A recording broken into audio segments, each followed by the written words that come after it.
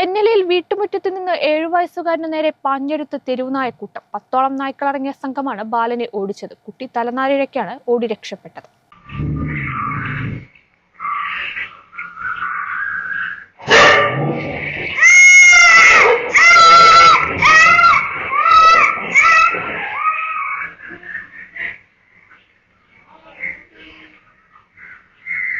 കഴിഞ്ഞ ദിവസം ഉച്ചയോടെ തെന്നല അറക്കലിലാണ് സംഭവം. അറക്കൽ സ്വദേശി സിദ്ദിഖിന്റെ മകൻ മുഹമ്മദ് ആഷിറിനെയാണ് നായ്ക്കൂട്ടം ആക്രമിക്കാൻ ശ്രമിച്ചത്. പുറത്തുനിന്ന് മാംസം വാങ്ങി വീട്ടിലേക്ക് വരും വഴി അയൽവാസിയുടെ വീട്ടുമുറ്റത്തേക്ക് കടക്കുമ്പോഴാണ് വീട്ടുമുറ്റത്ത് നിന്ന് നായ്ക്കൾ ആഷിറിന് നേരെ പാഞ്ഞെടുത്തത്. ഇതോടെ അലറി വിളിച്ച് ആഷിർ ഓടി രക്ഷപ്പെടുകയായിരുന്നു. വീടിന് പിന്നിലേക്കോടെ ആഷിറിനെ ആ വീട്ടിലെ സ്ത്രീ കൂടി ചേർന്ന് നായ്ക്കളെ തിരിച്ചോടിച്ചാണ് രക്ഷപ്പെടുത്തിയത്.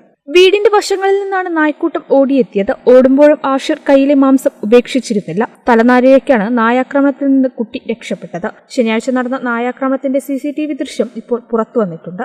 കേരള വിഷൻ, തെന്നല.